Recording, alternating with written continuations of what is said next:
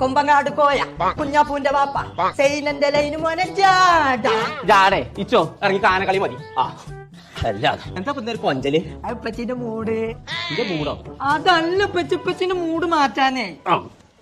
മാറ്റി മോൾട്ട് പെച്ചിപ്പച്ചിന്റെ സ്വഭാവം മാറ്റാൻ പറഞ്ഞോടെ.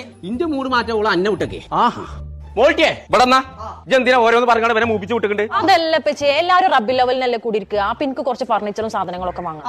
എന്റെ ആ നെളിച്ചിത്തരം എന്റെ അടുത്ത് നടക്കൂല. എന്നോട് ഞാൻ മര്യാദക്ക് പറഞ്ഞല്ലോ എനിക്ക് ഞാൻ വാങ്ങി തരാന്നുള്ളത്. അങ്ങള് വാങ്ങിയ നല്ല കണക്കായി ഒക്കെ ലോക്കൽ സാധനങ്ങളെ. അതിന് എനിക്ക് പ്രീമിയം സാധനം വേണം നടക്കൂടെ നടക്കല്ലേ. ആ കണ്ടോ ഓന് കാര്യം മനസ്സിലായി.